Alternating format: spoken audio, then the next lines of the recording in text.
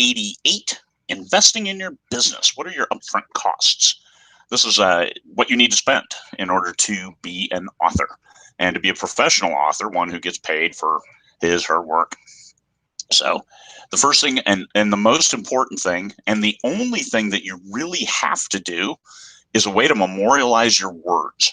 Whether you have a computer, you dictate into your phone, that you need to get those words into a format that you can then upload to a distributor, such as Amazon. You need to have it in docx format, like from Word. You can do some in a PDF. That's how you have to do paperbacks. Convert whatever system you have to a EPUB file. That's the one.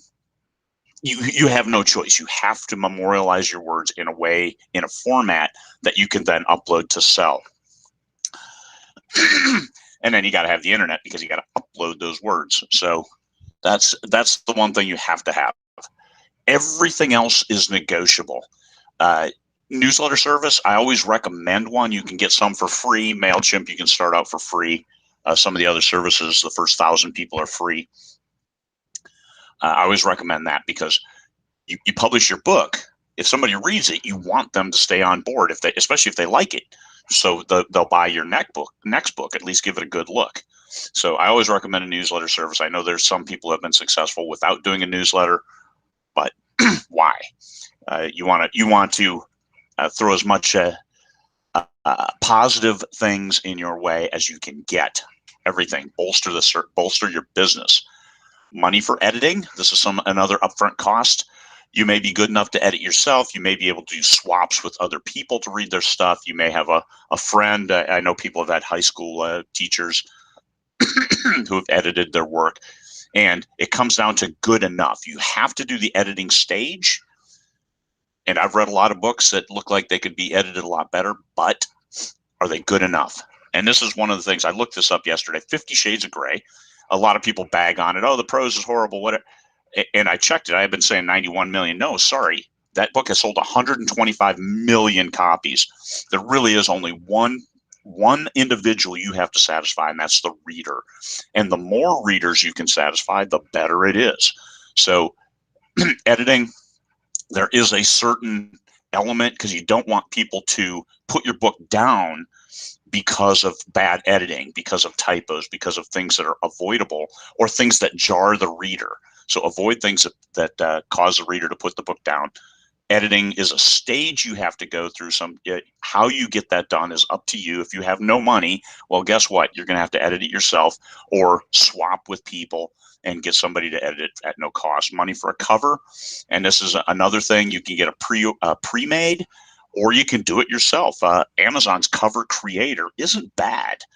You can do it there, and it good enough. All this stuff is good enough, especially if you have no money. Don't look at it and say, geez, I don't have money to pay $1,000 for a cover. I don't have money to pay $1,000 for an editor. Oh my God, I can't publish. Yes, you can.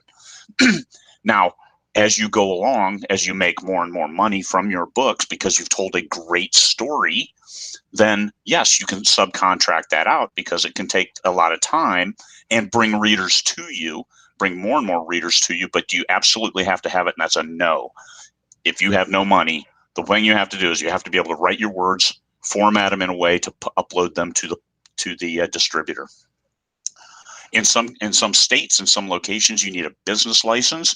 I did need one here in Alaska. That cost me $50 a year or something.